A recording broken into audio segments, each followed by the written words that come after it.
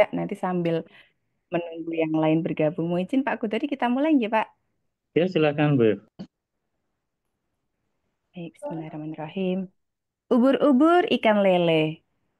Waduh, lah kok ada perubahan lagi, Le? Gitu ya. Itu yang sering banget kita dengar akhir-akhir ini. Oke, terkait dengan banyaknya perubahan, kita akan melakukan kegiatan Jus Pala untuk edisi ke-9 tahun 2025. Kita mulai saja. Bismillahirrahmanirrahim. Assalamualaikum warahmatullahi wabarakatuh. Waalaikumsalam Waalaikumsalam warahmatullahi warahmatullahi wabarakatuh. wabarakatuh. Selamat siang, salam sehat dan salam sejahtera bagi kita semua. Yang terhormat Kepala Bapelkes Semarang, Bapak Hudori SEMKM. Yang kami hormati narasumber kita siang hari ini, Dr. Ratna Dewi Pangestuti, MSc SPKJ, dan pastinya yang teristimewa untuk Anda semua seluruh peserta kegiatan Juspala edisi 9 tahun 2025 yang berbahagia. Pertama-tama pasti kita selalu panjatkan puji syukur kehadirat Allah Subhanahu wa taala karena atas izinnya kita semua diberikan kesehatan sehingga dapat hadir bersama-sama secara virtual pada acara siang hari ini. Tak lupa pula kami haturkan terima kasih yang sebesar-besarnya kepada narasumber kita yang sudah hadir dan juga Anda semua seluruh peserta yang telah berkenan hadir untuk berbagi pengetahuan bersama-sama dalam acara Jus Pala, Jumat Sharing Pengetahuan Luar Biasa, edisi 9 dengan topik Kesehatan Mental di Tempat Kerja, Adaptif Menghadapi Tantangan. Kesehatan mental di tempat kerja adalah salah satu aspek yang seringkali kurang mendapat perhatian, padahal sangat berperan dalam kinerja dan kesejahteraan kita semuanya. Nah, bagaimana nih caranya kita menjaga kesehatan mental di tengah tekanan pekerjaan, deadline yang ketat, banyaknya perubahan-perubahan kebijakan, serta tantangan-tantangan lainnya. Semua akan kita bahas tuntas kupas, diskusikan dengan seru nanti dalam acara Jus Pala ini. Tanpa berlama-lama lagi, yuk kita buka acara Jus Pala ini dengan membaca basmalah bersama-sama agar diberikan kelancaran sampai selesainya acara nanti. Bismillahirrahmanirrahim. Marilah kita dengarkan sambutan dari Kepala Bapelkes Semarang. Kepada yang terhormat Bapak Hudori SEMKM, disilakan. Baik, terima kasih Mbak Eva. Assalamualaikum warahmatullahi wabarakatuh. Waalaikumsalam Selamat warahmatullahi siang dan wabarakatuh. salam sejahtera. Yang saya hormati narasumber kita, Ibu Dr. Ratna Dewi Pangestuti, MSc SPKJ. Terima kasih sudah berkenan bersama-sama dengan kita di Juspala, Jumat Sharing Pengetahuan yang luar biasa. Juga para Katim, Kasubag Kadum, dan juga Widya Iswara, serta Bapak Ibu sekalian, segenap pegawai di lingkungan Bapelkes Semarang yang berbahagia. Puji syukur kita panjatkan kepada Tuhan Yang Maha Esa, Allah Subhanahu wa Ta'ala, siang hari ini, di hari Jumat yang penuh berkah ini, kita bisa bersama-sama hadir via Zoom dalam rangka Juspala, sharing pengetahuan di antara kita semuanya. Karena itu ini menjadi luar biasa. Terima kasih kepada Bapak Ibu sekalian, utamanya adalah leading ya leader yang telah mengelit kegiatan ini yang senantiasa rutin dilaksanakan. Dan kepada Bapak Ibu sekalian, bahwa ini topik ini sangat bagus sekali ya. Kesehatan mental di tempat kerja, adaptif menghadapi tantangan. Akhir-akhir ini kita paham semuanya, mafhum semua bahwa kondisi negara kita ini sedang utamanya kita sebagai ASN sedang mendapat tidak stabil ya. Begitu banyaknya perubahan-perubahan termasuk kita di Bapelkes Semarang. SOTK yang hari ini belum kunjung selesai ya. Perubahan apa namanya struktur organisasi ya, tentu kita masih bertanya-tanya dan masih menggantungkan nasib kita mau ada di mana. Belum selesai dengan itu, tiba-tiba muncul ibarat apa namanya disambar petir ya, anggaran kita dipangkas habis-habisan ya, hingga kita tidak bisa selincah waktu-waktu yang sebelumnya bisa melaksanakan dan menyelenggarakan kegiatan dan seterusnya. Nah, dan tentu ini adalah tantangan bagi kita. Tapi sebagai seorang SN, tentu kita punya energi yang tentu positif ya, senantiasa kita hadirkan. Apapun kondisi kita, kita tetap survive.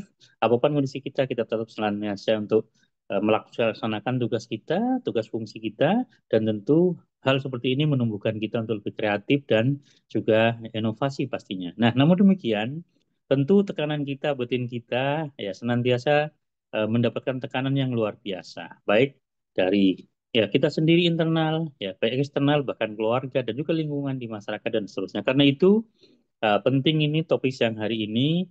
Mudah-mudahan Ibu Dr. Ratna Dewi Mastusi bisa sharing kepada kita semuanya sehingga tentu bisa kita ambil manfaatnya. Mungkin tidak panjang lebar yang bisa saya sampaikan. Sekali lagi diaturkan terima kasih kepada narasumber kita, Bu Dr. Ratna ya, yang sudah berkenan meluangkan waktu tentu di tengah kesibukannya dan juga Bapak Ibu sekalian yang telah hadir pada siang hari ini. Demikian saya sampaikan, mohon maaf kalau ada kesalahan. Saya akhiri, wallahul muwafiq ila muthoriq. Assalamualaikum warahmatullahi wabarakatuh dan selamat berjus pala. Waalaikumsalam warahmatullahi wabarakatuh. Terima kasih Bapak. Baik, sekarang kita akan masuk di sesi yang paling kita nantikan, yaitu paparan dari narasumber kita. Hari ini kita beruntung sekali Bapak Ibu semuanya, karena kita dapat didampingi, dihadiri oleh narasumber yang sangat kompeten dalam bidang kesehatan mental di tempat kerja. Dr. Ratna Dewi Pangestuti, MSc SPKJ. Beliau adalah Direktur Medik dan Keperawatan di Suroyo Hospital. Beliau akan memberikan paparan tentang bagaimana sih kita bisa lebih adaptif dan menjaga kesehatan mental kita di lingkungan kerja yang begitu banyak tekanan-tekanan yang ada gitu ya. Ada berbagai macam hal baru yang tiba-tiba wow berubah, wow harus apa kita segera adaptif itu. Baik, Bu, kita juga sapa dulu, tapi ternyata ini Pak, kita tidak hanya dari internal Babel ke Semarang, hadir juga nih teman-teman dari Makassar, dari Batam, dari Mataram. Jadi akan belajarnya tambah seru nih, nanti bisa sharing-sharing banyak sama narasumber kita hari ini. Baik, yang terhormat Dr. Ratna Dewi Pangestuti, MSc SPKJ, disilakan. Monggo Bu Ratna. Nanti kita 40 menit ya Dok. Baik, Mbak Eva. Atau nuwun, monggo disilakan.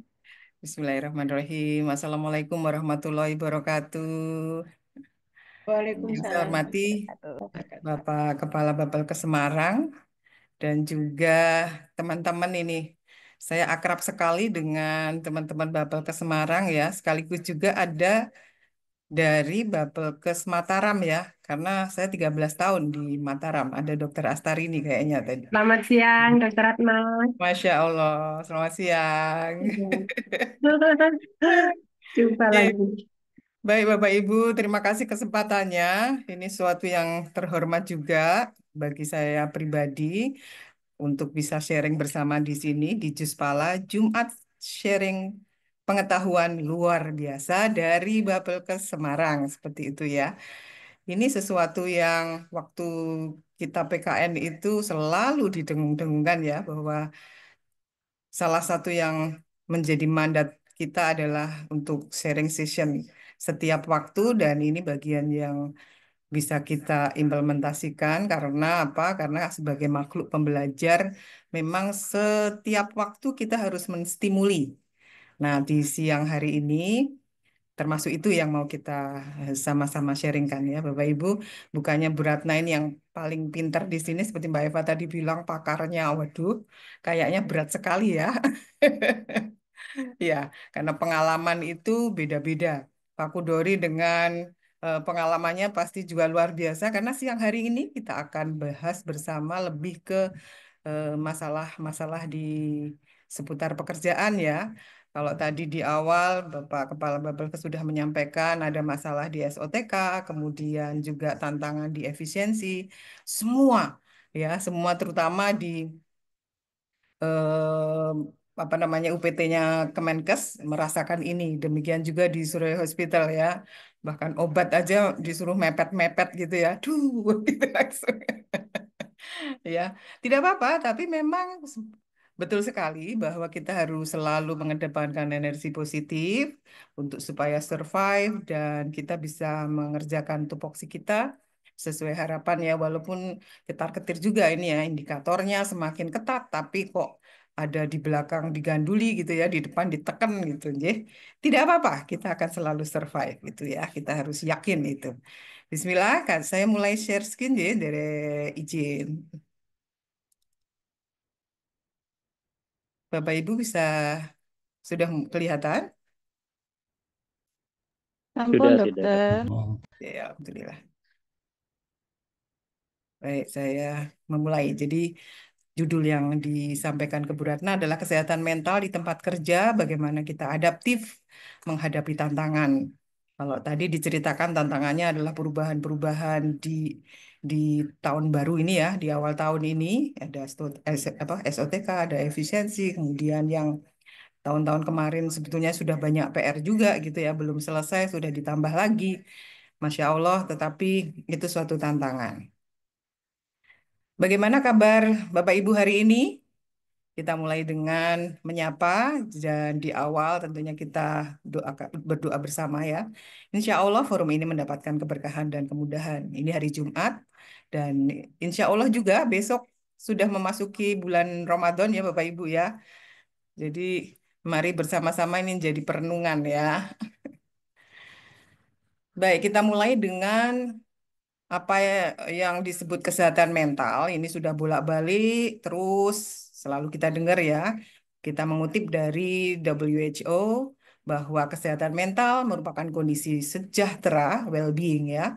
Baik itu secara fisik, mental maupun sosial, tidak hanya ditentukan oleh tidak adanya penyakit, tetapi juga kemampuan seseorang untuk mengatasi tekanan hidup ya dan juga berperan aktif di komunitasnya. Nah, ini dengan judul yang sekarang memang connect sekali ya. Kita akan ngomong tentang tekanan dan kita akan bicara juga mengenai bagaimana tetap berperan aktif di komunitas kita. Dan jawabannya tentunya adalah di resiliensi atau di kemampuan adaptasi di tempat kita bekerja, yaitu kalau resiliensi adalah kemampuan untuk bangkit kembali dari kesulitan dan tetap produktif di dalam menghadapi tantangan. Jadi resiliensi itu sebetulnya diambil dari bouncing ball ya. Jadi kalau kita melempar bola gitu, jadi melenting. Jadi harapannya adalah kita mempunyai energi, kita mempunyai kemampuan untuk melenting ya. Dan melenting itu di mananya? Kalau kita ngomong kesehatan mental pasti di brain gitu ya, di otak kita. Jadi kita mampu mengarahkan segala kemampuan mental kita untuk bisa melenting walaupun mungkin kita diberikan tantangan yang berat ya. Kita selalu bisa survive gitu.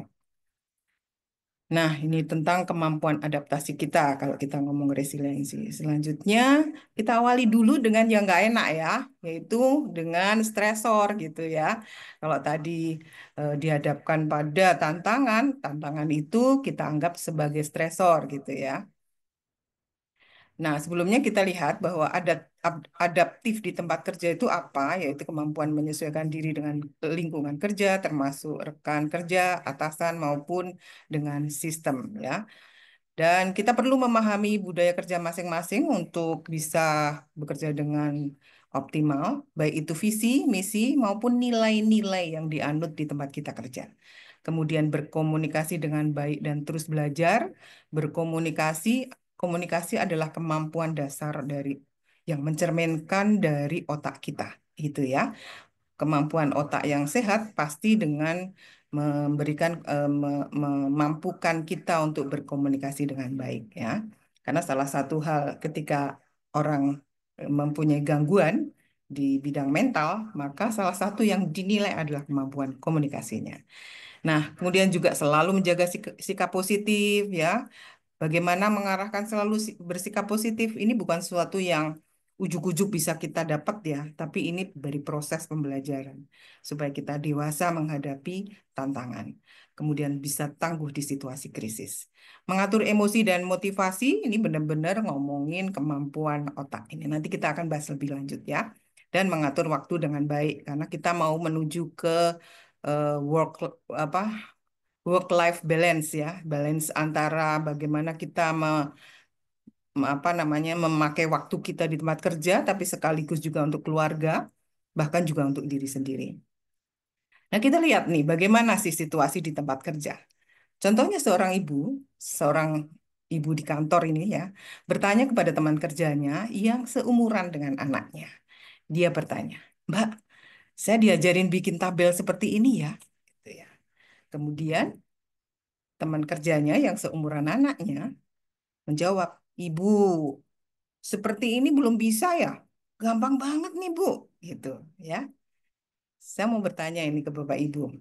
Kira-kira dengan situasi seperti ini, kalau Bapak Ibu menjadi apa namanya, menjadi ibunya ini, si ibu ini ya, yang bertanya, kemudian kira-kira akan mempunyai perasaan apa kalau seperti ini? Silahkan dibuka ininya, apa namanya, eh, di unmute ya, kemudian diberikan jawaban. Dibantu Mbak Eva, kira-kira ada yang bisa menyampaikan kalau sebagai ibu di sini kemudian minta tolong, Mbak, saya diajarin bikin tabel seperti ini, tapi dijawab Ibu, seperti ini belum bisa ya. Gampang banget nih, Bu. Kira-kira perasaannya kayak apa? Nggak denger ya? Malu ya. Soalnya mungkin sakit hati terus nggak tanya lagi deh. Mungkin malu dong. Aduh, maaf, maaf, maaf. Iya, malu, sebel Malu gitu ya. dong. Gitu ya, sampai nggak bisa ngomong gitu ya. Cuma cuma kedip-kedip mungkin ya, terbengong-bengong kenapa jawabannya seperti itu gitu Kaget ya. kayaknya. Ya. Nah, Bapak Ibu, sebetulnya satu hal ya, aduh, maaf, inilah yang namanya tidak, yang namanya gaptek ya. Ya, kalau kita mencoba mengeksplor apa sih sebetulnya yang dirasakan ibu ini. Ibu ini sebetulnya seseorang sosok yang open mind gitu ya. Dia menyadari sekali potensinya bahwa di bidang IT atau apa namanya untuk digital system dia ketinggalan gitu dan dia open mind menyadari dia nggak bisa kemudian dia bertanya ke teman yang bisa. Ini kerennya adalah seseorang yang mempunyai usia lebih tua itu berkenan untuk belajar dari orang yang masih muda, ya. Ini harus menjadi budaya. Jadi tidak ada sekarang itu kalau kita belajar ke yang muda itu gengsi dong gitu. Nggak ada sekarang ya. Nah, kemudian kira-kira respon ibu ini apa sebaiknya ya kalau misalnya dijawab seperti ini? Apakah responnya marah? Boleh saja. Apakah kira-kira responnya diem saja, nge-freeze? Boleh saja, ya.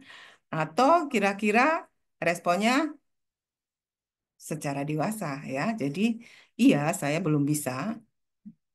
Kalau ada waktu, tolong diajarin ya.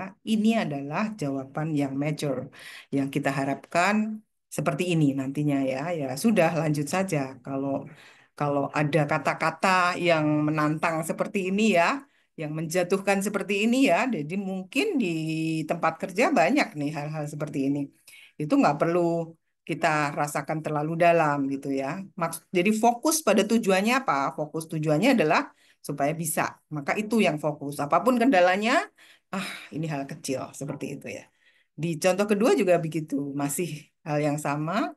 Mbak, tolong bantu selesaikan ini ya. Soalnya harus selesai 1 jam lagi. Saya mesti handle yang lain juga nih. Gitu. Jawabannya, Ibu, ini kan bukan tupoksi saya. Nah, sebetulnya ini kejadian di tempat saya juga banyak gitu. Mungkin di tempat Bapak Ibu, apakah ini juga ada? Semoga apa namanya nggak ada ya, semoga nggak ada ya. Tapi kalaupun ada, ini bagian dari tantangan tadi ya. Tetapi apa yang harus kita lakukan? Mari bersama-sama belajar. Nah, ini adalah top 11 occupational stress factors ya. Jadi ada 11 di tempat kerja itu stress faktornya apa saja. Pertama adalah personal problems. Jadi masalah-masalah di rumah dibawa ke tempat kerja seperti itu ya. Kemudian ada workplace harassment. Itu bullying tidak hanya dari atas ke bawah, tapi ada juga yang satu level seperti itu ya, bahkan dari bawah ke atas gitu ya. Ada juga tinggal di mana letak orang-orang yang mempunyai kemampuan psikologis lebih kuat, dia bisa membuli orang yang dengan kemampuan psikologis lebih lemah, tentunya seperti itu. Kemudian adalah masalah teknologi ya. Bagaimana seseorang yang mempunyai usia apa namanya usia lanjut seperti itu ya, mendekati pensiun misalnya, ditantang untuk selalu bisa update mengenai IT ya. Jadi itu juga suatu tantangan, suatu stresor. Kemudian work-life balance, bagaimana sekarang ini kita mesti menyeimbangkan waktu untuk bekerja maupun waktu untuk diri sendiri maupun keluarga, itu juga satu tantangan. Kemudian office politics ya, ada kepentingan-kepentingan pribadi yang masuk juga di situ ya. Kemudian juga managerial methods, bagaimana mendelivery atau seorang sosok yang leader apakah bisa menerapkan leadership ya yang memang sesuai dengan kebutuhan di kantor. Nah, misalnya tidak tidak tidak bisa, tentunya akan menimbulkan imbalance ya suasana di kantor. Kemudian juga job insecurity. Job insecurity ini bisa misalnya di tempat kerjanya memang tidak aman ya atau juga tidak nyaman gitu ya. Ya, tidak nyaman tentunya adalah dari tekanan-tekanan yang tadi sudah disebutkan. Kemudian ekspektasi. Jadi misalnya dari atasan ekspektasinya terlalu besar, tapi ternyata menerjemahkan apa perintah dari atasan itu kurang bisa, tidak berarti seorang staf yang tidak bisa menerjemahkan ini tidak mempunyai kemampuan yang bagus. Mungkin memang cara komunikasinya yang tidak match antara atasan dengan stafnya, seperti itu ya.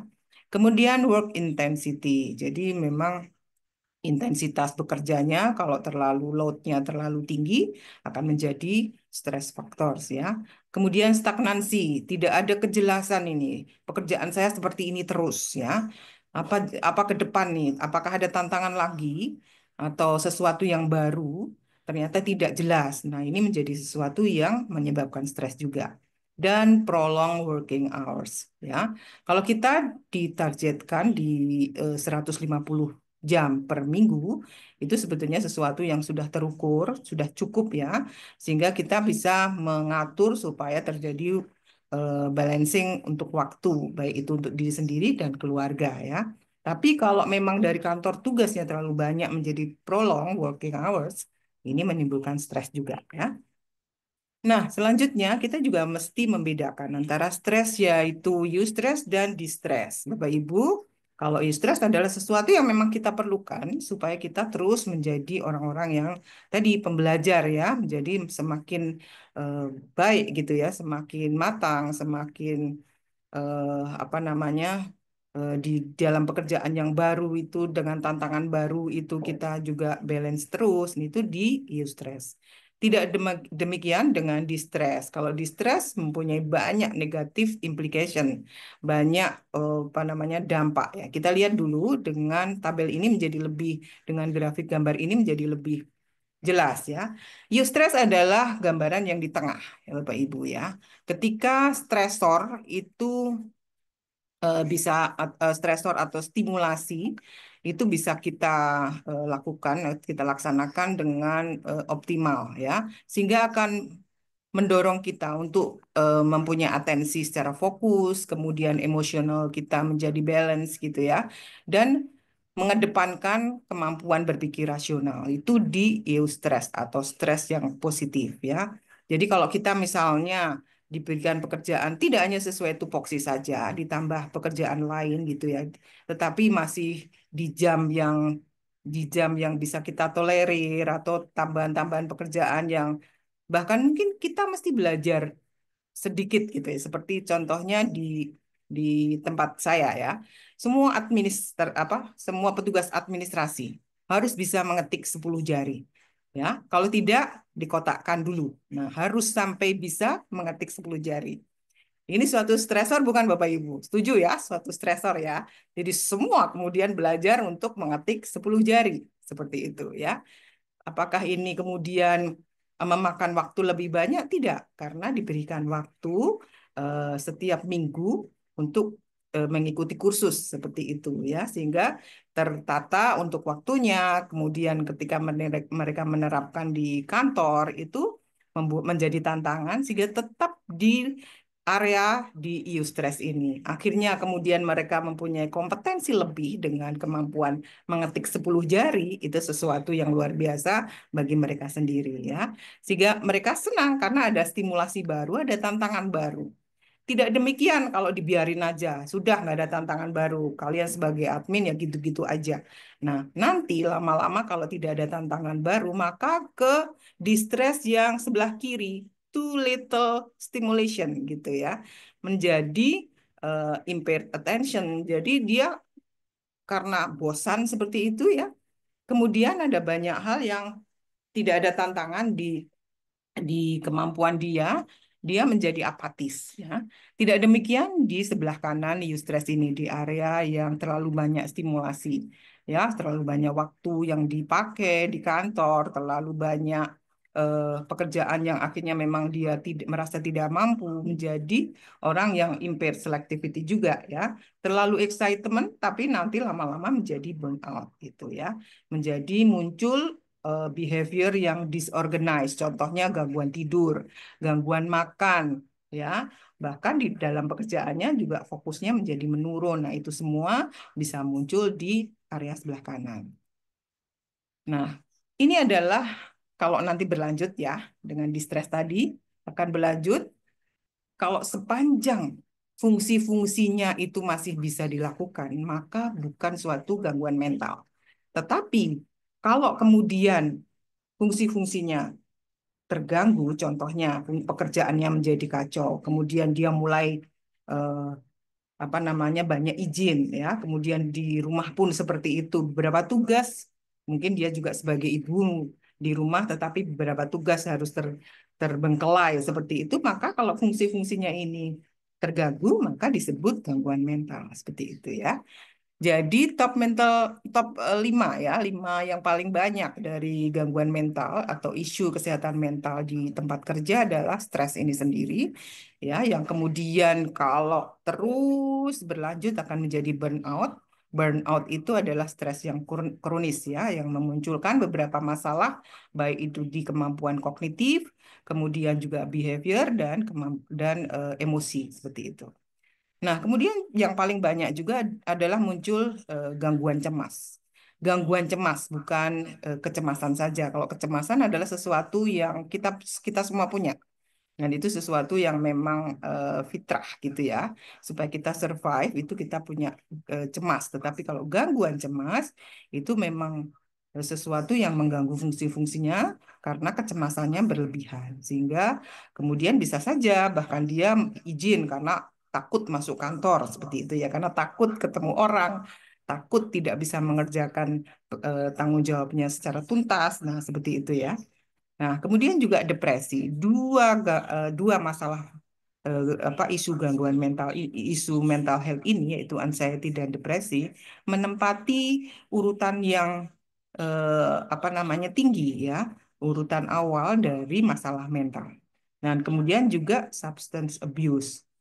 Sebetulnya saat ini tidak hanya substance abuse, tapi adiksi-adiksi yang lain karena di Suroyo banyak banyak pasien-pasiennya Bu Ratna tidak hanya larinya ke substance ketika mereka mencari coping mekanisme karena ketidakmampuan dia atau ketidaknyamanan dia karena distress dia kemudian mencari pelariannya adalah ke substance ke nafsa nah seperti itu ya tapi selain itu juga ke gambling saat ini sudah mulai banyak ya gambling addiction gambling online ya seperti itu jadi ini juga suatu hal yang mesti kita waspadai nah bagaimana modalitas apa untuk menangkal itu semua dan stimulasi positif yang seperti apa yang mesti kita lakukan Bapak Ibu kalau kita ngomong mental health pasti ngomong otak ya.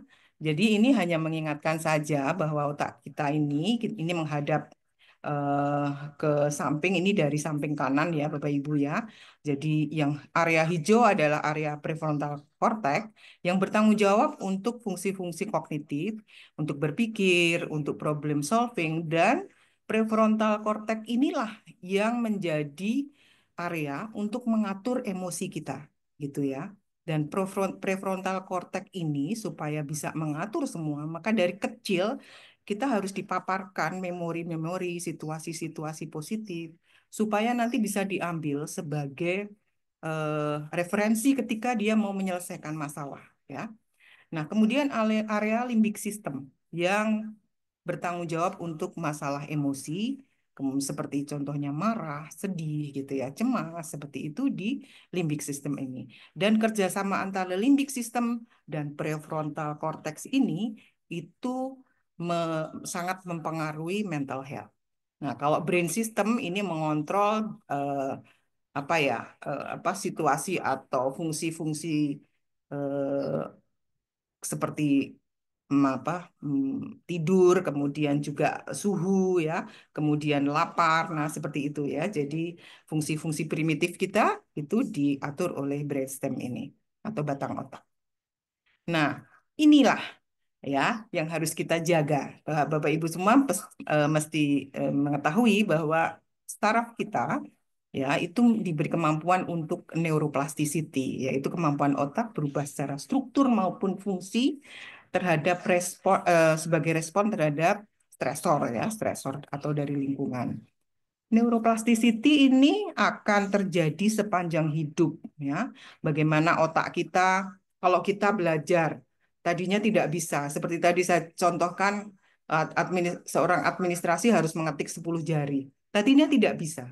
Tetapi kalau setiap hari dia latih, maka area-area otak yang mensarafi gerakan, ya, yang juga connect antara bagaimana mengkoneksikan antara mata kemudian ke gerakan-gerakan ini, ya, itu akan di area situ itu akan semakin banyak tumbuh sarafnya atau sambungan-sambungan sarafnya. Seperti contoh di gambar yang bawah, semakin rimbun hanya di area itu. Gitu ya Bapak Ibu ya. Nah, area-area yang kita tidak pernah latih ya, atau apa ya, kemampuan yang tidak pernah kita latih, misalnya kita nggak pernah olahraga ya, misalnya kita eh, tidak dulunya pernah renang ya, selalu renang tapi kemudian nggak pernah lagi, maka bagian-bagian saraf kita yang waktu itu rimbun di area yang mensarafi bagaimana gerak renang itu akan berkurang di situ. Tapi di area lain yang kita terus melakukan di situ menjadi rimbun di situ ya. Terjadi neuro neuropruning ya, saraf-sarafnya dipruning di kayak kayak kalau pohon itu dipangkas seperti itu supaya bisa menumbuhkan di tempat lain ya. Oleh karena itu kalau belajar itu harus terus-menerus. Seperti seminar seperti ini, kalau hanya satu kali itu tidak akan berdampak terlalu banyak. Tetapi apa yang kita dapat kemudian kita lakukan terus-menerus, itu baru terjadi perubahan di saraf. Nah, kalau sudah terjadi perubahan di saraf, ini yang kita pakai gitu ya. Ini yang akan menimbulkan bagaimana kita menjadi lebih mature, apapun yang menjadi coping kita pilih itu menjadi sesuatu yang akan berdampak positif ke kita gitu ya. Nah, manfaat dari neuroplasticity ini adalah kita bisa membantu kita untuk belajar menyerap, menganalisis, ya, membantu beradaptasi terhadap lingkungan, kemudian situasi baru, ya seperti itu. Ini situasi baru pasti menyebabkan otak kita tergagap-gagap gitu ya.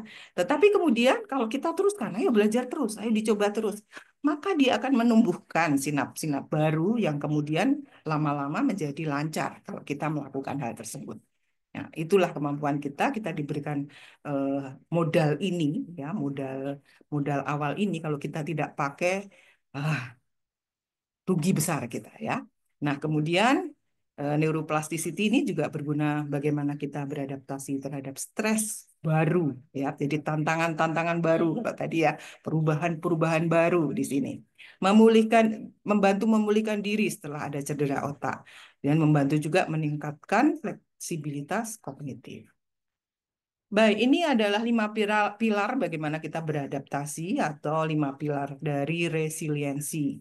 Yang pertama, ya kalau tadi ini saya ambil dari depan ya, bahwa resiliensi kemampuan untuk bangkit kembali dari kesulitan dan tetap produktif. Ya, apa saja yang kita butuhkan untuk bisa resiliensinya ini kuat gitu ya. Pertama adalah energi. Pertama adalah energi. Mohon maaf. Jadi eh, kita harus selalu mempunyai energi untuk bisa beradaptasi. Apa yang harus kita lakukan? Energi dari tentunya ini adalah lebih ke masalah fisik ya. Jadi bagaimana kita memilih nutrisi yang sehat, kemudian physical activity 150 jam setiap minggu ya Bapak Ibu ya. Monggo dibagi bagaimana, apakah mau 30 menit setiap hari seperti itu akan sangat berguna ya. Kemudian mindfulness ya. Mindfulness itu kalau kita hampir sebagian besar di sini mungkin Muslim ya, itu sebetulnya adalah contohnya adalah kita melakukan sholat ya, zikir itu bagian dari mindfulness. Tetapi bagaimana sholat kita kemudian zikir kita itu mindful, itu yang harus kita dalamin ya. Kemudian menjaga tidur. Kebutuhan tidur itu memang berbeda sesuai umur ya, tapi tidak selalu harus 6 sampai 8 jam sehari. Nah, tidak selalu seperti itu ya. Nah, kemudian juga kita harus fokus pada apa yang mau kita raih ke masa depan ya. Tujuan kita bagaimana ya, kita perjelas, kemudian personal control untuk selalu fokus. Nah, ini yang harus kita pelajari setiap hari. Kemudian bagaimana juga mengenai inner drive ya, motivasi diri akan apa namanya tadi tadi ke arah tujuan tadi ya, bahwa tujuan saya bisa mengatasi tantangan ini. Maka fokus dan kemudian energinya dipakai untuk mengatasi segala kendala ya, dan ada motivasi untuk mendorong fokus tadi seperti itu ya. Didorong juga oleh kepercayaan diri bahwa saya bisa mengatasi tantangan ini. Kemudian flexibility dari cara berpikir. Jadi kita harus open mind. Apa ya yang bisa membuat saya selalu termotivasi ya? Itu kalau kita nggak open mind nggak bisa ya. Karena kita akan memerlukan stimulasi dari sekitar kita untuk selalu eh, termotivasi gitu ya. Kemudian positive framing.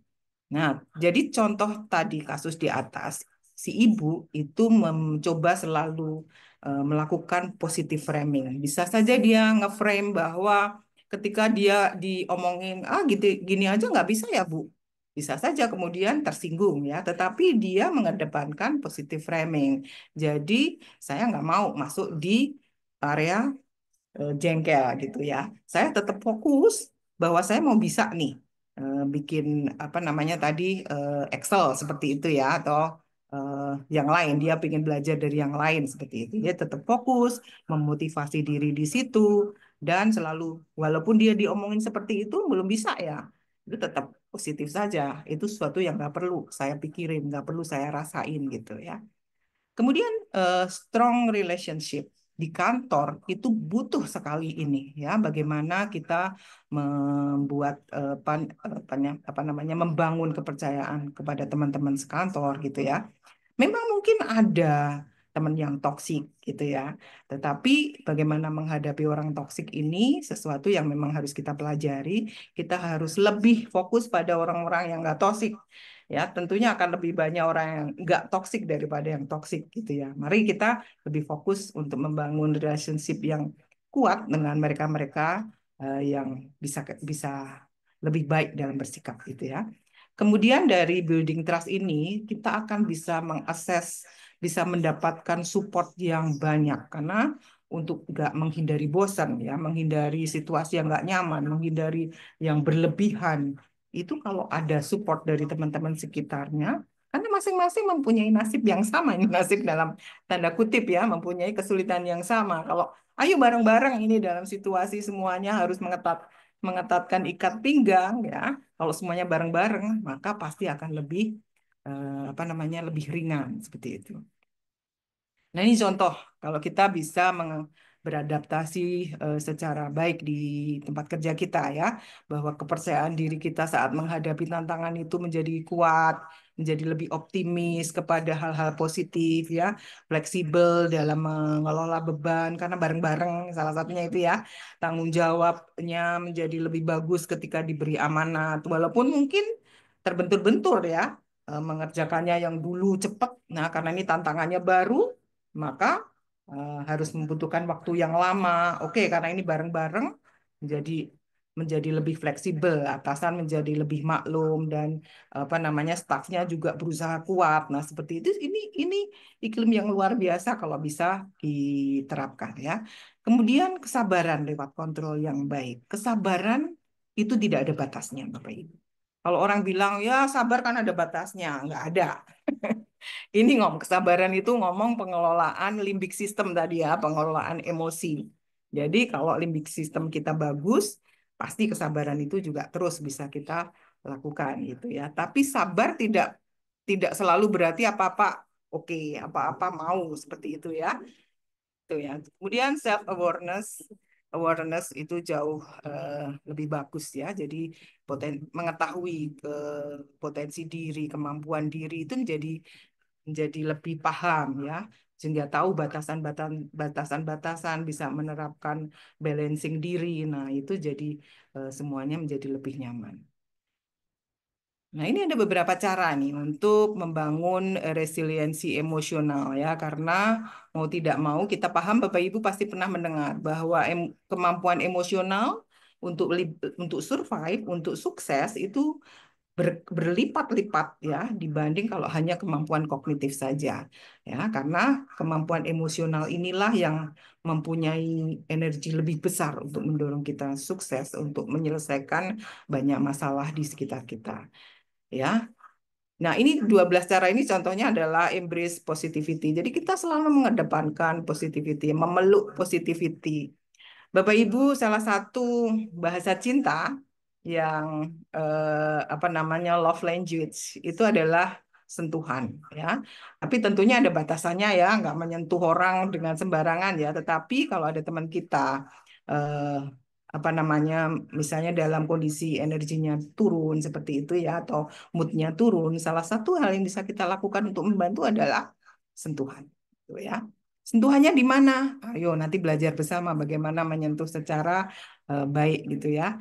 Kemudian nurture relationship yaitu pengasuhan ya, hubungan yang lebih baik. Bagaimana kita memberikan eh, kalau kita mengkritisi atau memberikan masukan itu mempunyai cara yang khusus karena tidak bisa kadang-kadang bisa saja menjadi salah tangkap ya. Tapi kalau kita bisa melakukan nurture dengan baik, ini suatu hal yang memboosting resiliensi emosional gitu ya. Kemudian physical health ya. Bapak Ibu sekarang dari Kemenkes menyarankan semua dari kita harus melakukan pemeriksaan ya. Maka itu menjadi salah satu challenge kita bagaimana kita memperbaiki hasilnya kalau memang ada yang kurang gitu ya. Tidak hanya masalah hasil laboratorium, tapi juga tolong kalau saya menganjurkan tidak hanya itu, tapi ada rockpot test ya, tes kebugaran. Ditambahkan untuk semua teman-teman, terutama di Babel ke Semarang ini ya, ayo kerjasama kita bagaimana mengukur kebugaran dari masing-masing sivitas Babelkes nih. Ya, sejauh mana? Nanti kalau ada yang tidak bugar, kita treatment bersama, ada programnya supaya lebih bugar gitu ya. Kemudian melaksanakan mindfulness, nanti kita bahas sedikit ya. Kemudian tadi fokus pada goals, fokus pada tujuan, nggak usah terlalu banyak terpengaruh hal-hal yang nggak perlu gitu ya. Kemudian menerima perubahan, ya sudah kalau memang kita harus berubah, ayo bersama-sama berubah. Kalau kita terlalu berkaitan dengan terlalu banyak ngedumel, terlalu banyak mengkritisi, gimana sih gitu ya, maka kita nggak maju-maju, akan banyak sekali hal-hal negatif yang mengikat kita mundur gitu ya. Perubahan saat ini seperti ini, ayo bagaimana hal yang bisa kita rubah yang mana, hal yang masih bisa kita teruskan yang mana, ya, yang memudahkan kita yang mana, itu yang harus kita lakukan supaya fokus ke depan. Kemudian juga ini emotional intelligence harus kita kuatkan ya. Jadi kemudian juga bagaimana kita berlatih problem solving skill. Ini pelatihan tersendiri juga nih ya. Kemudian eh, melatih nih, melatih memuji, melatih mengatakan terima kasih kepada teman-teman, kepada CS kita. Mungkin kita dibikinkan minum seperti itu ya. Terima kasih. Sedikit apapun yang kita terima sebagai bantuan, sebagai support untuk kita, mudah saja ya. Mari kita belajar untuk mudah mengatakan terima kasih ya. Atau feedback. Feedback itu penting. Feedback itu ketika teman kita apa namanya melakukan presentasi. Feedback sekedar kamu keren, kamu luar biasa ya. Dan teman-teman di Babelkes itu sebetulnya sudah sering melakukan ini di setiap ada pelatihan, di setiap ada workshop ya, di seminar maupun maupun yang apa namanya yang banyak dikelola oleh teman-teman WI ya, itu sebetulnya tidak jangan hanya diterapkan di kantor ya, tetapi maksudnya di pelatihan itu, tetapi di sehari-hari di kantor sebaiknya kita juga melakukan ini supaya kita selalu positif terhadap teman ya. Setiap kata-kata positif yang kita keluarkan itu sudah diolah oleh otak kita. Sehingga kalau kita mendengarkan itu berbalik ke kita menjadi sesuatu yang positif berlipat-lipat karena kita mendengar ya, kata-kata positif itu yang kita keluarkan, kita mendengar dan kita proses sendiri gitu ya. Sehingga apapun kebaikan yang kita keluarkan, maka itu semua sebetulnya akan membalik ke kita sendiri. Tuh. Kemudian cari pertolongan kalau memang diperlukan seperti itu. Bapak Ibu, kalau itu berkaitan dengan mental health, maka wanita lebih mudah meminta tolong, ya. Sehingga secara populasi, maka angka gangguan mental pada wanita lebih banyak ke neurotik, ke gangguan mental yang boleh dibilang ringan sedang. Tetapi laki-laki agak kesulitan untuk menyampaikan hal-hal yang berkaitan dengan kebutuhan mental health. Sehingga banyak kasus-kasus psikotik lebih banyak pada laki-laki. Saya tidak meden-medeni ya. Tetapi ayo bapak-bapak juga belajar untuk mulai terbuka terhadap masalah mental gitu ya. Tidak hanya emak-emak ini gitu ya. Yang memang direcoki anak-anak, anak saya gimana gitu ya. Kemudian baru diri sendiri. Nah sekarang bapak-bapak juga ini eh, mental awareness apa awareness-nya juga mulai harus dikuatin gitu ya. Nah, kemudian juga find purpose in pain. Jadi maksudnya tujuan-tujuan walaupun kita sudah bersakit-sakit gitu ya, tapi kalau kita sudah terus pada tujuan, fokus pada tujuan, maka hal-hal yang sakit ini nanti ah, udah lewat kecil gitu ya. Kemudian celebrate sesuatu yang sedikit gitu ya, kemenangan yang sedikit atau keberhasilan yang sedikit itu mari kita rayakan bersama-sama. Di kantor misalnya, oh sudah mencapai indikatornya terlewati, ayo selebrasi apa melakukan selebrasi gitu ya, selebrasi.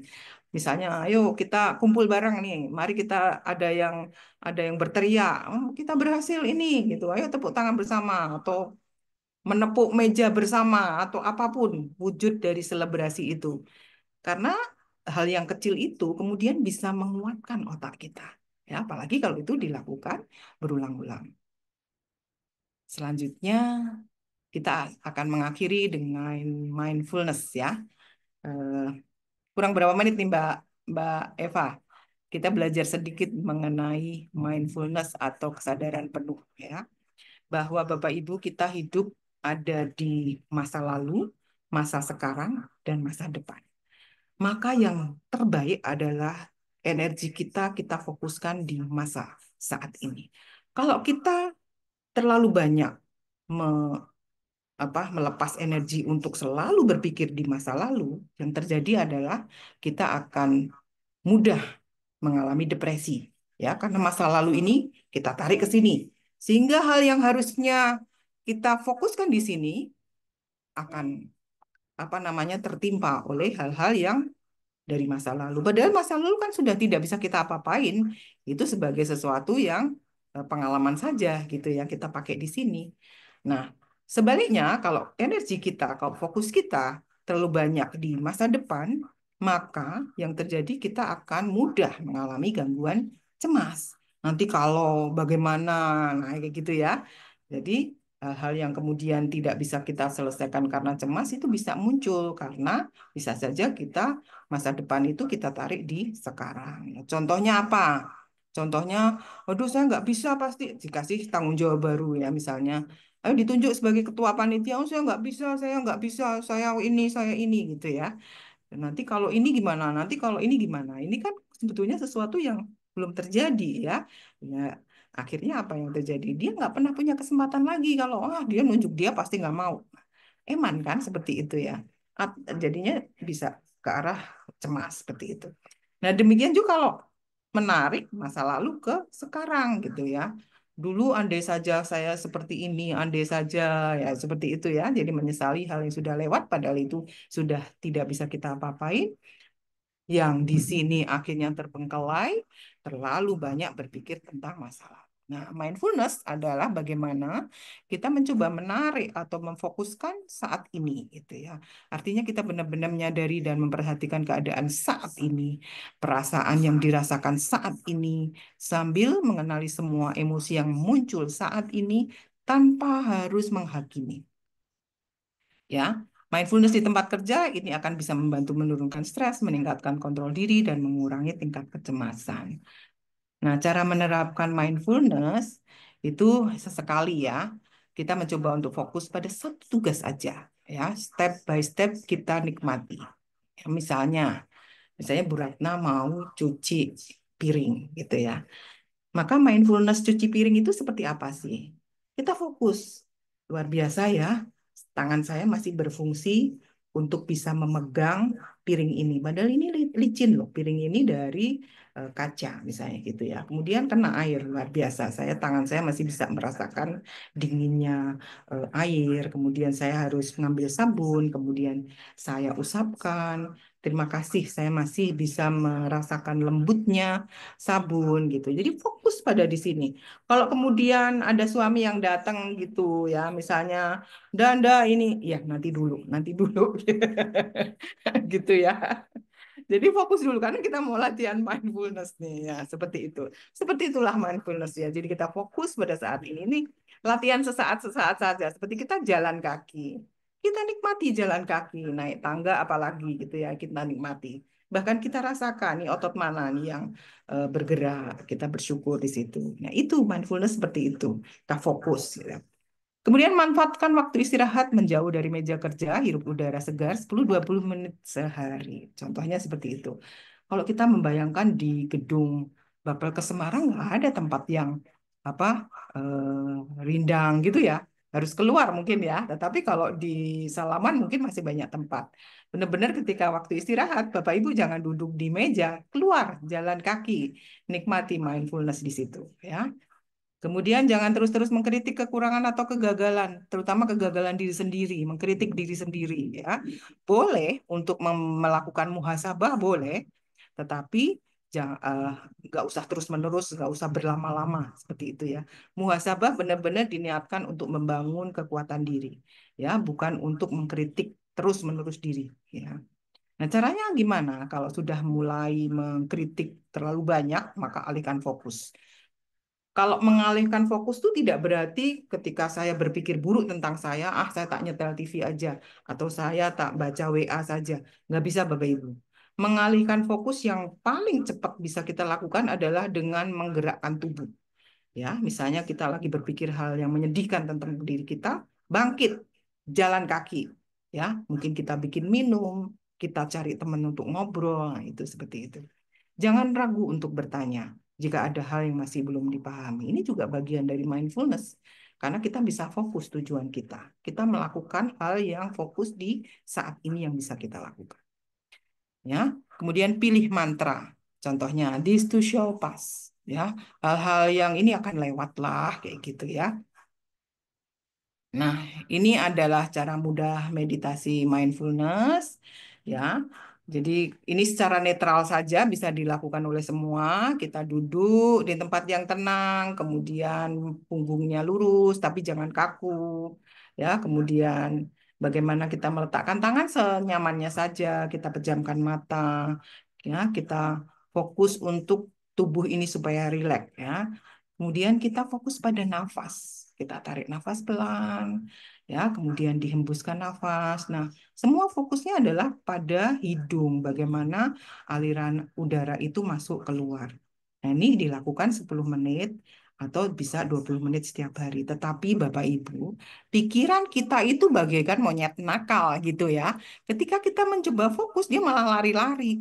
Waduh, tadi gimana ya?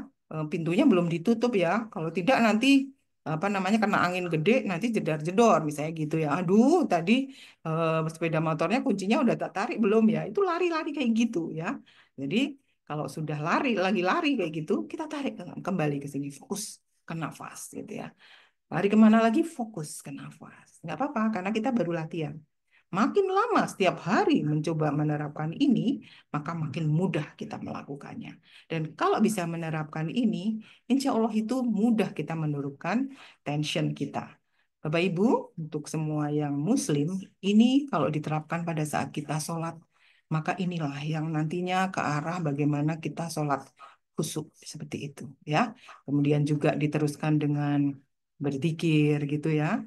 Itu juga kalau kita bisa berpikir dengan fokus selama sekitar 10 menit, itu akan benar-benar menurunkan tension.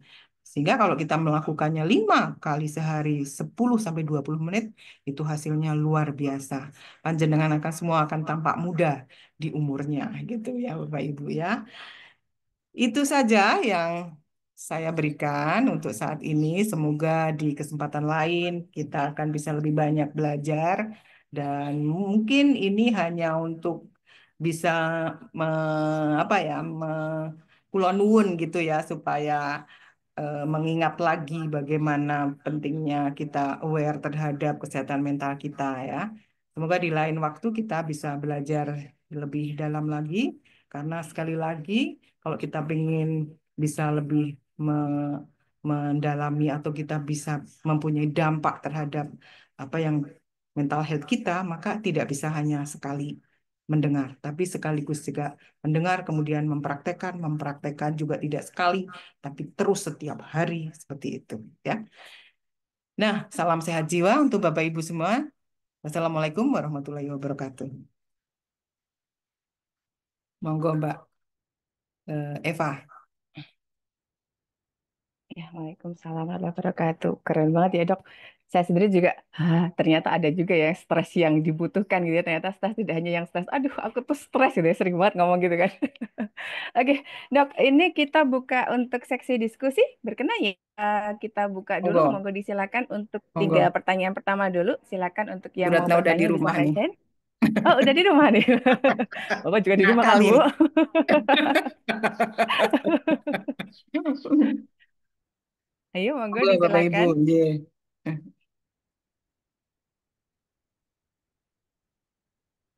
Ada yang mau bertanya? Silakan untuk bisa raise hand. Ayo Mbak Warlin. Ya, Bu. Assalamualaikum, Bu Ratna. Waalaikumsalam. Udah lama nggak ketemu ya. Iya, Salam Bu. peluk ya. Ya. Boleh ini saya bertanya, Bu? Iki dipaksa takon ya iki. Ya, Bu, makasih. Ini mau tanya gini, Bu. Tadi kan ada satu pesan ya. Ini saya kira sangat mendalam buat saya. Karena saya itu kan sering mengkritisi itu loh, Bu, ya. Nah, ini kan kalau misalkan, wah, berarti sosok aku tak meneng bae gitu ya. Nah, ini saya kemarin juga mendengar sebelum mendengarkan pencerahan dari Bu Ratna ini kan juga mendengarkan pencerahan dari teman ya Bu terkait dengan berkata baik atau diem. Nah, kira-kira ini gimana Bu membedakan antara ngedumel dan mencoba untuk menyampaikan karena melihat neneknya gak benar gitu. Terima kasih Bu Ratna. Wah, terima kasih Mbak Warlin. Mbak Warlin mewakili banyak orang nih pertanyaannya ya. Lebih baik disampaikan ngedumel atau bahkan sebaiknya diem ya. Sebetulnya tidak ada salah, tidak ada benar ya. Kita melihat situasi. Ngedumel pun sesuatu yang benar, tapi diam juga sesuatu yang benar gitu ya. Dan bicara, menyampaikan juga sesuatu yang benar. Tapi kalau situasinya tidak memungkinkan dan kita tidak siap untuk menerima konsekuensi, ya pilihannya adalah jangan bersuara dulu. Makanya yang disebut sebagai well-being balance itu adalah melihat juga kemampuan kita melihat situasinya. Mbak Warlin, seperti misalnya kita lagi jengkel banget nih ya. Kalau kita ngomong, bisa saja munculnya adalah kata-kata yang nggak enak. Walaupun itu sekedar pertanyaan, tapi mungkin nadanya juga nggak enak. Maka kalau seperti itu kita diam dulu ya.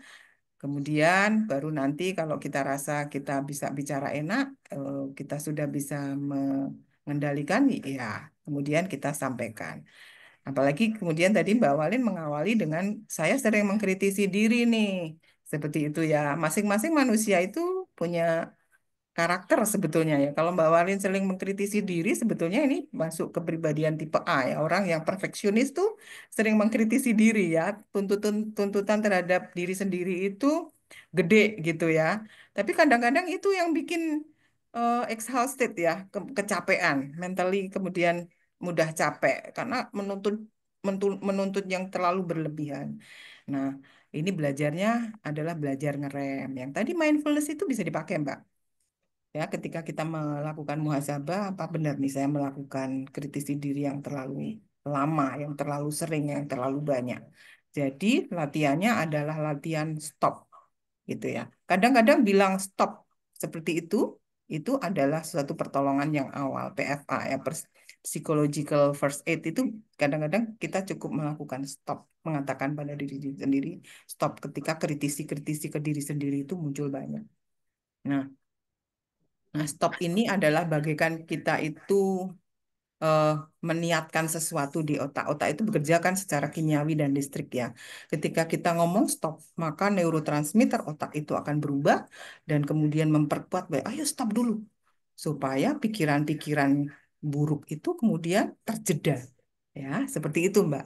Itu kerja otak itu semacam itu. Jadi, apapun niat itu penting, apapun di awal itu eh, apa namanya ada aba-aba itu penting karena itu men-setting otak juga gitu.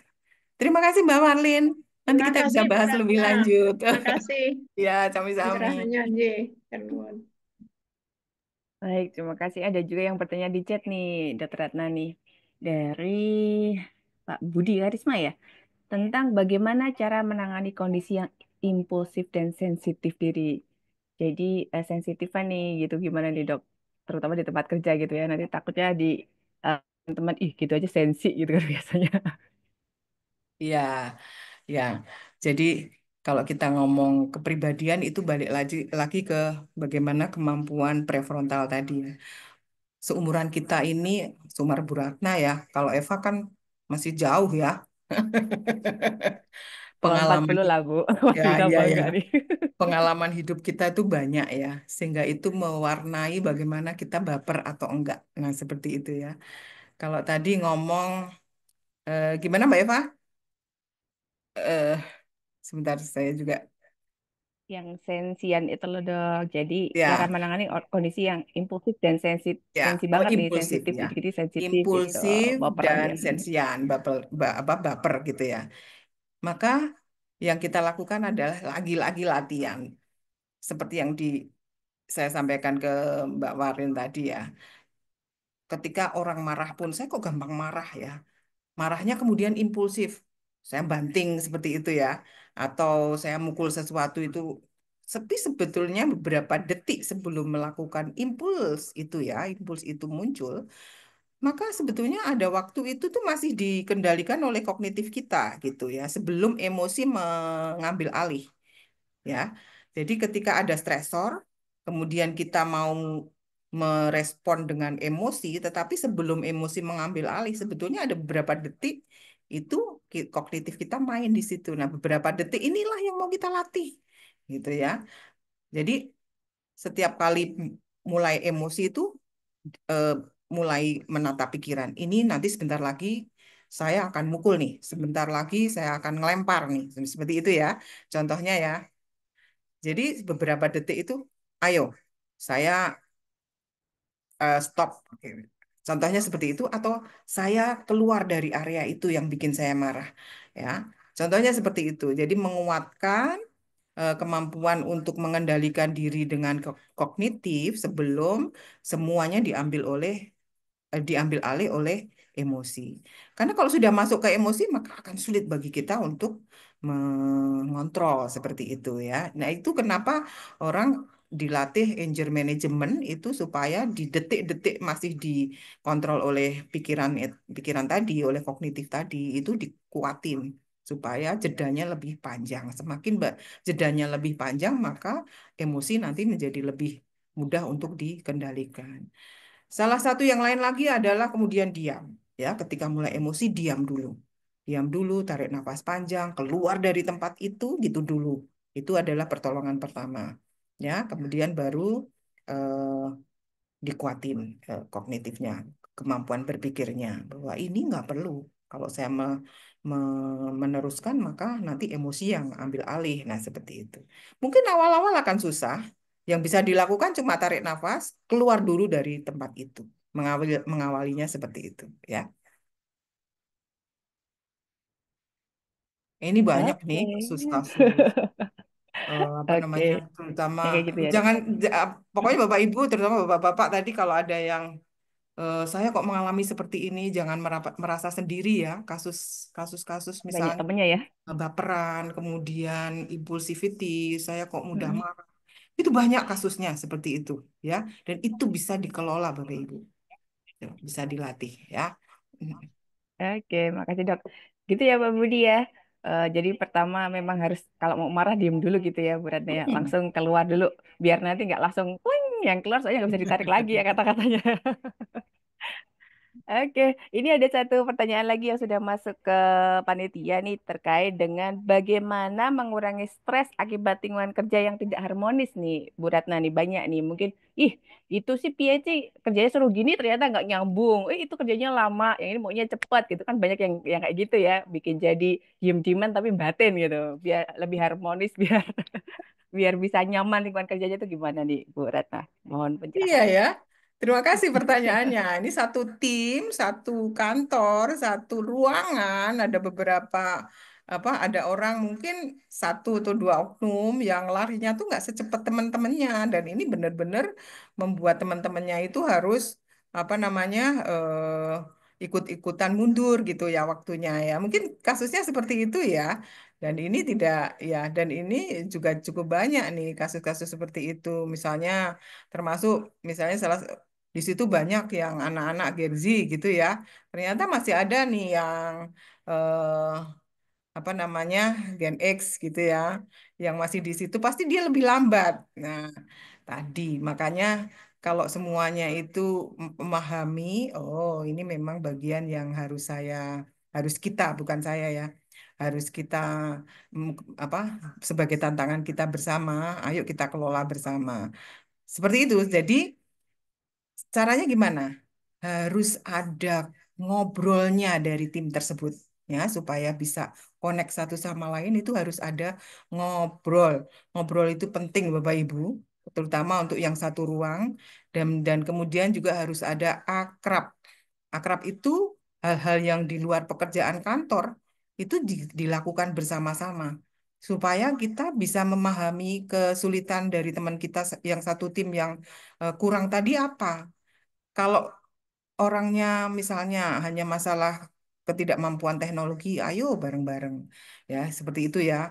Atau kalau dia mempunyai problem di rumah ya, yang kemudian membuat dia datangnya selalu telat, atau tugas-tugas yang harusnya selesai jadi lambat seperti itu ya, karena ada pikiran-pikiran di rumah misalnya seperti itu bisa support dari orang-orang sekitarnya sangat penting ya.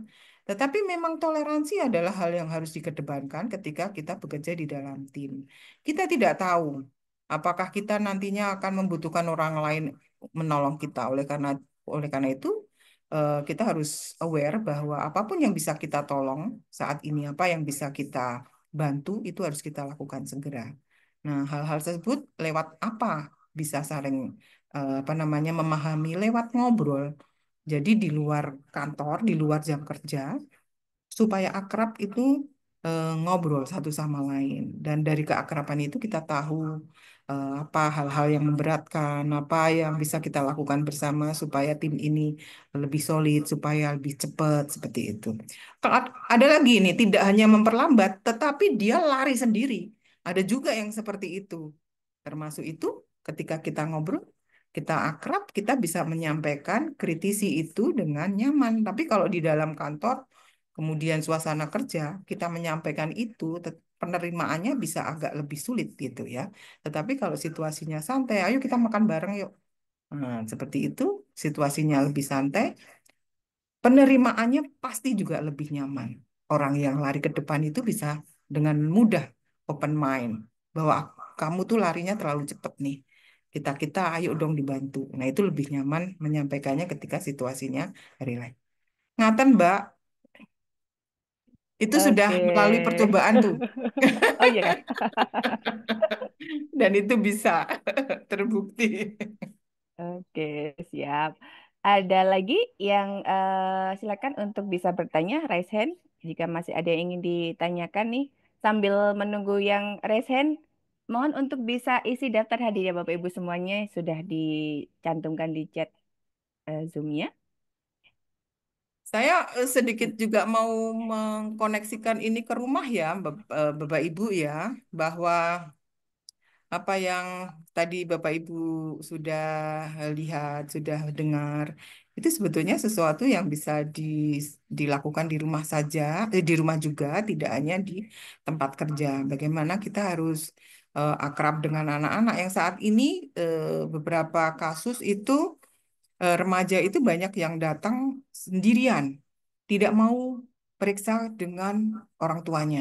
Masalahnya semuanya masalahnya adalah komunikasi, ya. Jadi kalau kita belajar mendengar, maka masalah komunikasi itu menjadi lebih mudah diatasi. Tetapi posisi kita sebagai orang tua, saya yakin di sini lebih banyak sebagai orang tua ya, itu lebih banyak ngomong daripada mendengar. Itu yang Betul, itu betul, yang betul. kemudian komunikasinya macet, Bapak Ibu ya. Di kantor juga seperti itu. Ketika tadi satu tim, semuanya pengen didengar, semuanya pengen ngomong, tapi nggak ada yang dengar. Maka jalan keluarnya jadi nggak kelihatan seperti itu. J, monggo. Ayo kalau kapan-kapan ada waktu lagi, sekedar kita workshop online ini ono ora, Mbak? Ada dong, Bu. Bisa, bisa, Ada bisa, ya. bisa diatur. Latihan mendengar. Oh, itu butuh Waduh, waktu keren tuh. tuh. Ya. Oh iya, betul. Mungkin Iya, jarang ya betul. emang ada. Kita punya telinga dua, ya harusnya yang lebih banyak bekerja ya. Tapi mulutnya aja satu nih, banyak bicaranya nih. Aduh, Oke, ya. ada lagi nggak nih yang mau tanya nih, mumpung Bu Retno masih di sini? Oh tuh Mbak Tina nih. Bulan depan Oh, kita Mbak bisa Tina. jadwalkan nih kalau Bu Retno berkenan tuh. Bu Oh, Retno oke ya? Mbak Tina, Kita saya jadwalkan. punya pakar banyak, Mbak Tina. Nanti kalau pakar apa namanya komunikasi, nanti saya carikan yang lebih pakar dari Bu Ratna. Iya. Terima kasih, Dok. J, Ada J. lagi nggak? Izin Nanti, Dokter Ratna. ya, oke. Halo Ya, dok, monggo. Halo, sudah Bu jumpa lagi. Astarini. Sehat ya? Dok, izin Mbak Eva ya. Iya, monggo Oke, disilakan. Dokter Ratna, ini sekedar diskusi saja gitu ya. Kalau misalnya di kantor gitu, kita mau melaksanakan, apakah suara saya terdengar? Maaf. Iya, iya, iya. Jelas, Ya. jelas. Monggo Kedengaran. dok, silakan. Kan kita ada K3 gitu ya dok ya. Ada apa? K3, Keselamatan dan Kesehatan Kerja. Oh ya. Nah, untuk melihat apa seberapa jauh kesehatan mental gitu ya untuk para karyawan. Kita bisa menggunakan apa nih dok? Dan kemudian bagaimana nih solusinya kita nih kalau menemukan teman-teman itu kan ada tuh yang mungkin, tapi nggak mau tuh sama kita gitu karena sama-sama kantor gitu ya Iya, misalnya. iya, iya. Mohon solusinya dok. Oke. Oke, terima kasih. Kemenkes sekarang meluncurkan SRQ, Ya, SRQ dokter dok. ini ya. Ya, Di situ itu dari yang dari itu saja secara online saja, Dokter Esther ini oke. ya. Jadi nanti bisa lebih privacy ya Ya. mengisinya. Kemudian hasilnya juga dibentuk tim saja gitu ya. Dan Hmm. tim ini atas rekomendasi Kepala Bapelkes misalnya yang akan mengelola gitu. Jadi eh, nanti kan memang sebagai tim ini ya ya pasti harus merahasiakan ya. Ya. Ya, nanti kalau memang dari hasil SRQ ini kemudian ada sesuatu yang perlu diperdalam, nanti bisa memakai kuesioner yang lain gitu. Hmm. Jadi ini juga semuanya dilakukan online saja Ya. supaya nyaman buat semua gitu. Misalnya kedapatan, oh ini mengalami depresi kok. Kalau depresi ringan mah biarin aja gitu ya. Nah, depresinya kok sedang kayak gitu ya, sehingga perlu konseling. Nah, ini kemudian dihubungi saja untuk melakukan asesmen lebih lanjut tentang depresi. Kan ada alat untuk depresi Ya. atau anxiety gitu ya. Nanti diperdalam lagi atau bahkan dia ke arah adiksi. Dia di situ muncul adiksi. Nanti secara online saja semua. Nah, penanganannya memang atas rekomendasi dari Kepala Bapelkes tentunya. Dan penanganan pun bisa dilakukan, Dokter Astar ini bisa secara, kalau kita bilang telemedicine ya, Dokter Oh, Astar ini baik. ya. Ya. Jadi, jadi semuanya serba online saja gitu. Hmm. Nah, kecuali misalnya, aduh saya tidak memungkinkan. Nah, seperti kita juga menangani yang dari jauh, kadang mereka kesulitan untuk Zoom, bisa saja apapun tuh alatnya, by WA mau chatting saja nggak apa-apa, konsultasinya seperti itu ya. Ya. Kemudian atau bahkan video call misalnya nggak memungkinkan untuk apa namanya Zoom, ayo gitu semua bisa dilakukan secara online seperti itu. Itu Ya. lebih nyaman itu. Ya. Mungkin itu Baik. solusinya. Ya, Kalau butuh baik. butuh Oke. alat-alat asesmennya nanti kita anu ya, japri ya. Jawab ya. Baik, Dok. Terima kasih. Karena kami Sami-sami Dokter sudah Hasan ini. Ya, mencoba dengan SRQ, Dok. ya, ya. Kita tadi Mulai itu mencoba saja. dengan SRQ. Ya, Ya, heeh. baik. Ayo Mbak Eva, Bapelkes Nanti sekarang di SRQ ya. Oke, siap-siap. SRQ, Dok. Ini Pakai nanti ngisi Mbak sambil Eva. kita colek kepegawaian nih. Kayaknya penting untuk kepemimpinan juga nih. Pak Kudari mungkin Dok juga ada di Ratna, sini nih, kalau gitu kan? kalau nanti ada kendala mohon konsul ya. Ayo, ayo. Ayo kita Eh, rencanakan bersama. Yo. terima kasih, Dok. Ye, sami-sami. Salam ya untuk Oke. teman-teman Mataram. Salam teman-teman Mataram. Ye. Wah ini seru juga nih. Jadi untuk teman-teman mungkin yang di bawah kepegawaian nih ada hal baru nih. Bu Ratna juga sudah berkenan nih nanti untuk kita minta bantuan gitu kan. Untuk ternyata penting banget gitu. Tidak hanya yang disorotin kemarin harus jalan 150 jam gitu ya untuk apa? 150 jam ya Bu? Apa Iya, 5 menit ya? 150 ya harus bukan Langkah, jalan, kan kok bukan langkah, jalan. langkah. olahraga ya seratus lima Ya, puluh terus olahraga sempat 100. lihat ya 7.500 langkah per hari gitu harus Hmm. indeks massa tubuh normal kadang nggak ada ngelihat yang ini ya gitu yang dikosorotin Iya, soal fisik dulu gitu padahal ternyata aduh iya. banyak yang aduh gini nih aku stres aku depresi gitu kan jadi nanti mungkin teman-teman kepegawaian bisa nih untuk bisa mulai melihat kita deteksi dini nih teman-teman jangan sampai ada masalah adaptasi ini terus jadi banyak yang stres jadi kinerjanya jadi tidak bagus gitu ya. Oke, kami rasa sudah menuju sholat asar nih gitu ya. Mungkin nanti kita bikin sesi berikutnya. Mungkin masih banyak yang pada bertanya-tanya juga. Waduh, aku belum tanya Mbak Eva gitu. Tapi ternyata kan karena waktu juga kita harus akhiri dulu untuk sesi ini. Oh, tapi sebentar sebelum ditutup, kami mau pamer sedikit nih, Bu Ratna juga tamu-tamu kami di kegiatan Juspala ini.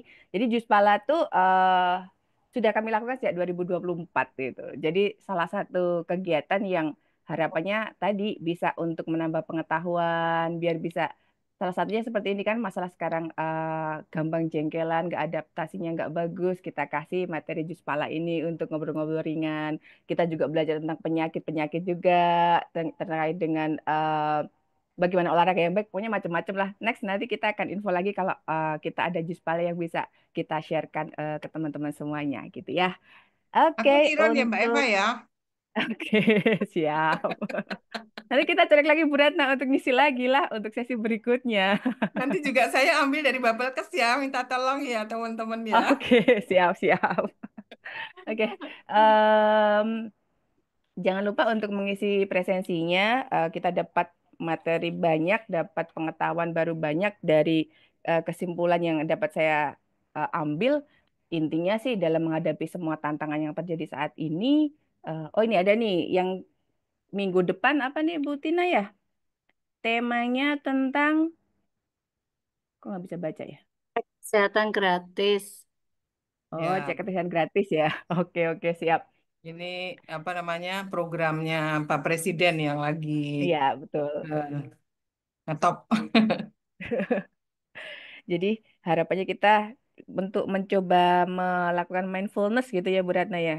Intinya Ya, harus fokus saat ini, jangan narik yang dari masa lalu biar kita nggak cemas ataupun menyesal terhadap semua hal yang terjadi di masa lalu gitu. Terima kasih. Semoga yang kita bahas bersama ini dapat memberikan pemahaman dan wawasan baru serta kita jadi bisa lebih adaptif nih. Kita bisa belajar tadi bagaimana kita bisa beradaptasi terhadap segala perubahan yang selalu cepat sekali terjadi gitu ya.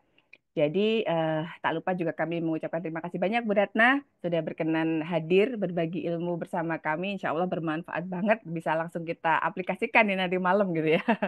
Sampai kita meditasi ringan biar besok Senin ketemu teman-teman lebih oke gitu. Mumpung Terima kasih Ramadan juga nih. untuk iya betul. Jadi tema yang tepat gitu. Kami juga mengucapkan selamat menjemput Ramadan. Semoga ibadah kita dilancarkan di tengah gempuran pekerjaan juga yang mungkin semakin banyak gitu ya. Amin, amin. Eh, Semoga kita selalu diberikan kesehatan mental maupun fisik yang baik, sehingga tantangan apapun di dunia pekerjaan maupun di kehidupan sehari-hari dapat kita lalui dengan baik.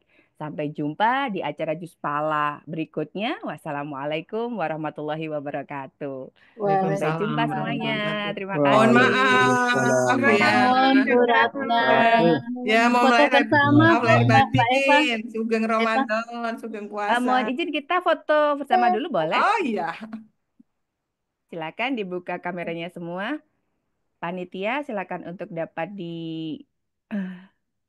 Mohon izin, Bapak Ibu dokumentasikan. dapat dibuka videonya.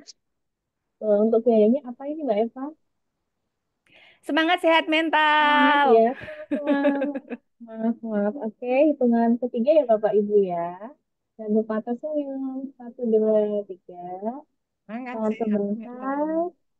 Satu, dua, tiga. Terima kasih, Dokter Ratna. Terima kasih Bapak Ibu semuanya. Terima kasih. Terima Terima kasih kasih. semuanya. Ya, Selamat terima kasih menunaikan ibadah semuanya, Bu Ramadan Ratna. bagi yang menjalankan.